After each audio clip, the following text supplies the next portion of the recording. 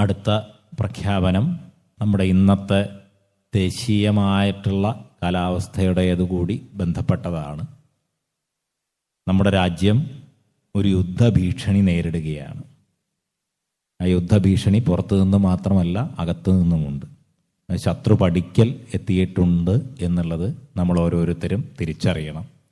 ഓരോ ഹിന്ദു കുടുംബങ്ങളും രാജ്യരക്ഷാ പ്രസ്ഥാനങ്ങളായി മാറണം. ഹിന്ദു വീടുകളിലെ ഓരോ വ്യക്തിയും, അത് സ്ത്രീയോ പുരുഷനോ കുട്ടികളോ ആരുമാകട്ടെ, എല്ലാവരും മനസ്സുകൊണ്ടും ശരീരം കൊണ്ടും വെല്ലുവിളികൾ ഏറ്റെടുക്കുവാൻ തയ്യാറായിരിക്കണം. നമ്മുടെ ശക്തമായിട്ടുള്ള ആരോഗ്യം നമുക്ക് വളരെ അത്യാവശ്യമായിട്ടുള്ളൊരു കാലഘട്ടമാണ്.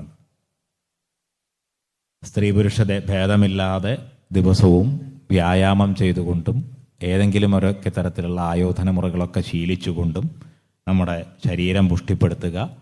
മുമ്പ് പറഞ്ഞ നല്ല ഭക്ഷണശീലവും ഇതോടൊപ്പം തന്നെ ചേർത്ത് കാണേണ്ട ഒന്നാണ്. നമ്മുടെ ഭഗവത്ഗീത 3-ാം അധ്യായത്തിൽ കർമ്മയോഗം അതെങ്ങനെയാണ് അത്തരമൊരു സാഹചര്യത്തിൽ നമ്മൾ പ്രതികരിക്കേണ്ടത് എന്ന് വ്യക്തമാക്കി തരുന്നുണ്ട്. അത് പൂർണ്ണമായും ഉൾക്കൊള്ളുക, ഹൃദിസ്ഥമാക്കുക, പ്രവർത്തിക്കുക.